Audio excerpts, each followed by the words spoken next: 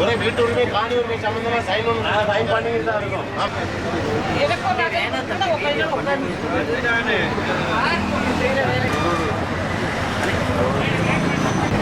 අද අපි කරන්න වැඩසටහන ඇවිල්ලා දැන් අධිකරු ජනාධිපතිතුමා මගින් අද පටන් ගන්න තියෙනවා ඊයේ පෙරේදා පටන් ගන්න බණ්ඩාරවෙලෙන් ඉඩම් ලබා දෙන්න අපේ වතුකම්කරු ජනතාවට අපි ඉල්ලීමක් කරනවා වතුකම්කරු ජනතාව නැතුව අනිත් අය වත්තේ ජීවත් වෙන්න අනිත් කට්ටිය ඉන්නවා. උදාහරණ ගත්තනම් ත්‍රිවිල් කට්ටිය ඉන්නවා. ඒ වගේම ඉන්නවා තවමෙන් ඇවිල්ලා වැඩ කරන කට්ටිය ඉන්නවා. ඒගොල්ලන්ට ඉඩම් ලබා දෙන්න කියලා අපි ඉල්ලීමක් කරනවා. අඩුම ගාන පර්චේස් 10ක් ලබා දෙන්න කියලා ඉල්ලීමක් කරනවා. ඒ නිසා අද සිග්නේචර් කැම්පේන් එකක් කරනවා අධිකරු ජනාධිපතිතුමාට දෙන්න. සියලුම දෙනා ඇවිල්ලා අපිට සහාය දෙන්න කියලා ඉල්ලීමක් කරනවා.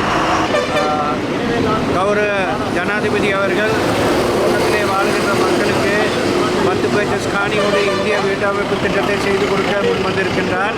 கடந்த காலங்களிலும் இந்த திட்டங்கள் கையாளப்பட்டது. ஆனால் தோட்டத்துக்கு வெளியே வாழ்கின்ற மக்கள், அதாவது இந்திய வம்சாவளி பிரஜைகள் எங்கிருந்தாலும், உதாரணத்துக்கு எடுத்துக்கொண்டோமானால் இந்த முச்சக்கர வண்டி ஓட்டுபவர்கள், நகரப்புறங்களில் வாழ்கின்றவர்கள், அதே போல் நகரத்திலே வந்து வேலை செய்கின்றவர்கள் அனைவருக்கும் காணி கொடுக்க வேண்டும் என்பது எங்களுடைய ஆவா. அதனால் இன்று நாங்கள் ஒரு கையெழுத்து வேட்டையாடுகின்றோம் ஜனாதிபதியை சென்று அடைவதற்காக. இதில் குறிப்பாக குறிப்பிட வேண்டிய விஷயம் என்னவென்றால், கடந்த காலங்களிலே ஐக்கிய தேசிய கட்சி ஆளுங்காலத்திலே அல்லது சிரிமா பண்டாரநாயக்க காலத்திலே நகர்ப்புறங்களை ஒட்டியுள்ள பகுதிகள் கொடுக்கப்பட்டிருந்தது. 5 பர்ச்சேஸ் காணி, 6 பர்ச்சேஸ் காணி பிரித்து கொடுக்கப்பட்டது.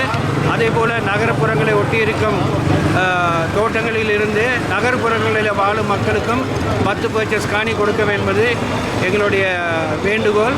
அதை மேன்மை தாங்கிய ஜனாதிபதி அவர்கள் நிறைவேற்றி கொடுப்பார் என்று நம்பிக்கையோடு கையெழுத்து வேட்டையில் இறங்கியுள்ளோம். நன்றி, வணக்கம்.